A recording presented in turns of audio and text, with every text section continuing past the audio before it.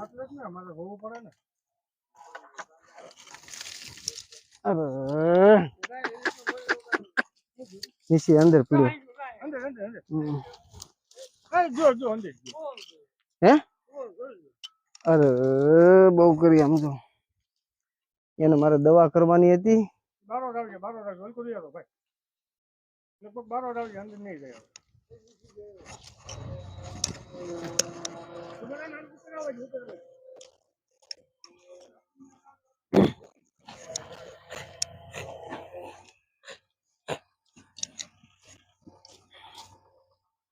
નહીં સડી કે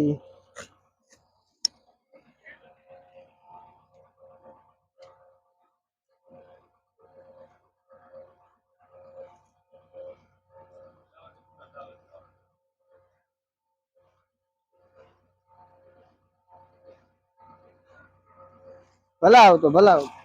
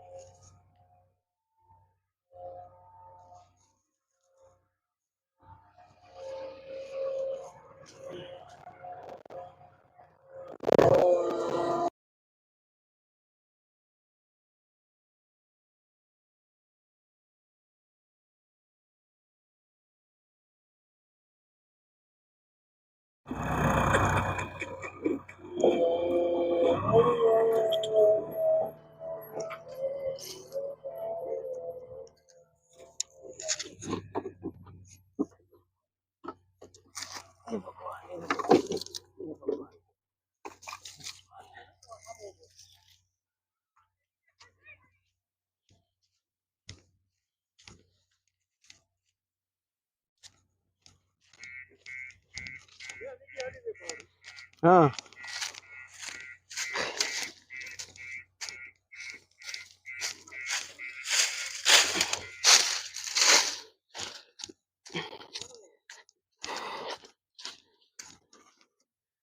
બેન ને કઈ હળદર લાવવાનું જરા.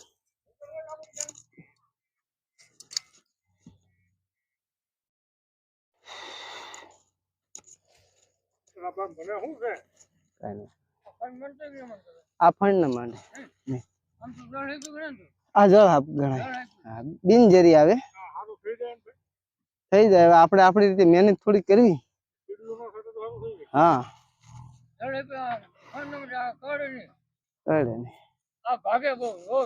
હા બહુ બહુ સ્પીડ હોય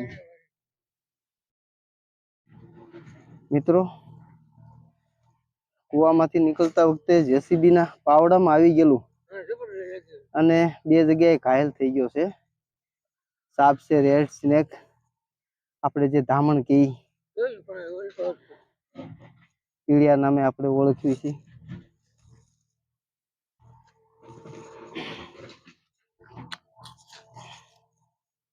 તમે જોઈ શકો છો આપણે બનતી કોશિશ કરવી છે પણ જો પછી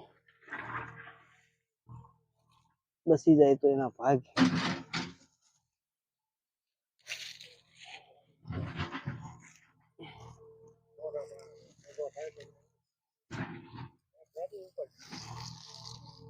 અરે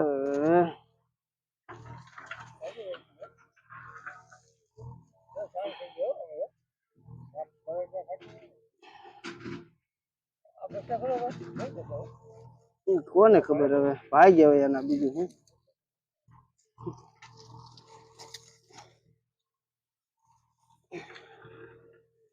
એક થેલી છે થેલી થેલી હોય તો લાવો, એને ડબ્બામાં તો એને તકલીફ પડશે એટલે થેલીમાં હું એને પૂરી દઉં, સમજે?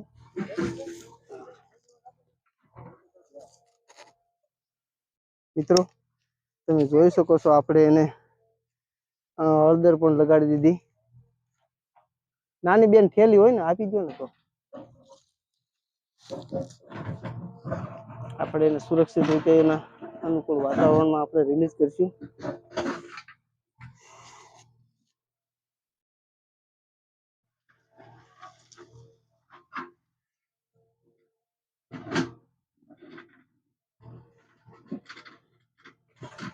લાવો લાવો.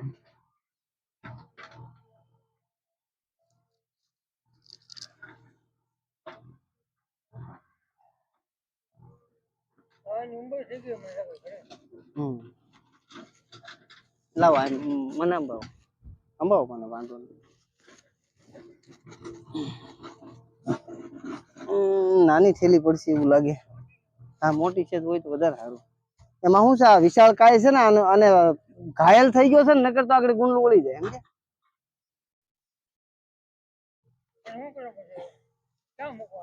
બસ આને 2 દી ઘરે રાખવો જો, 2 દી સુધી આની શું છે થોડુંક મરમ પટ્ટી કરવી જોઈએ, અને પછી થોડુંક રોજ આવી જાય. હજી ઘરે પાટો બાંધવો જો, મારી પાસે ને બધું ડ્રેસિંગ નો સામાન.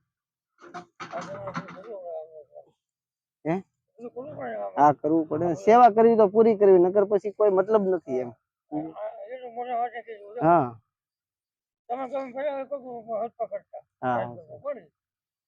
ક્યાં એ હું જ છું પોતે, દિલીપભાઈ. લાવો લાવો લાવો. આ બેન ફાટી ગઈ છે.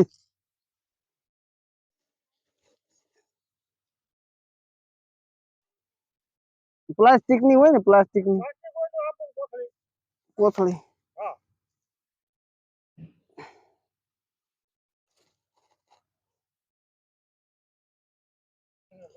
અહીંયા એના મકોડા ભાંગી ગયા, સમજ્યા? એટલે વધારે એને તકલીફ કરે છે.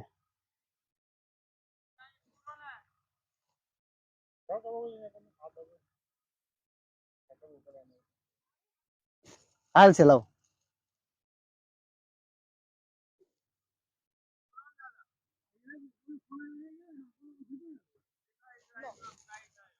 લાવો લાવો લાવો, મારી પાસે મેં પકડ્યો છે તો.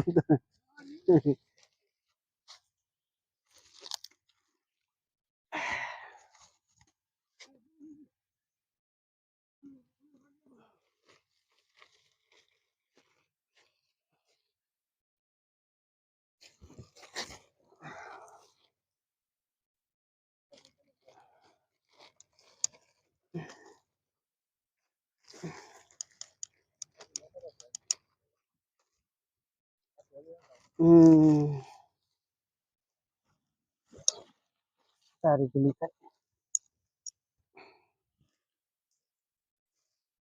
થેલી નાની પડે, સમજે?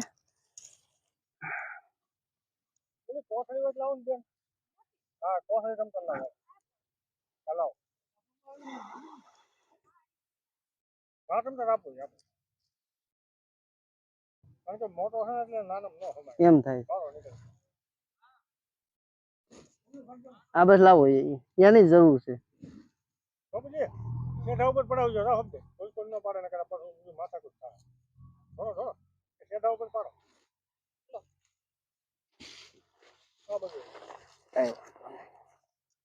આ તો આયરું જો ને, મારા આખા શરીર ઉપર રમતો હોય.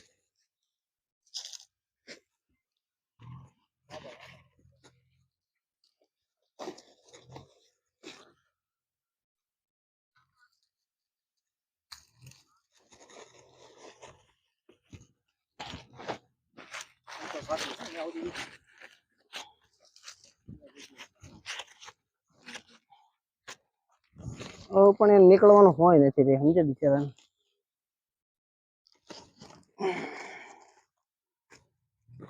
મિત્રો યુટ્યુબ માં આપણા ચેનલ છે મિત્રો, જેસીબી ના પાવડાની નીચે આવી જતા થોડો ઘાયલ થયો છે, એટલે આપણે એને દવા બવા લગાડી હલ્દી, અને આપણે એને ઠંડા વાતાવરણમાં આપણે એને રિલીઝ કરવા આવ્યા છીએ. તો આ એનું ઠંડુ વાતાવરણમાં એ મિત્રો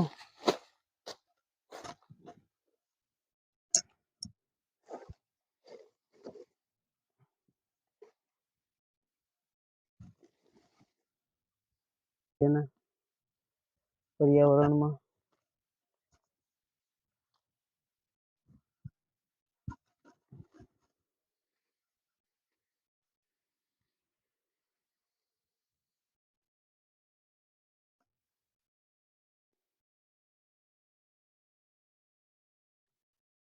આપણે એને બે જગ્યાએ હળદર પણ લગાડી અને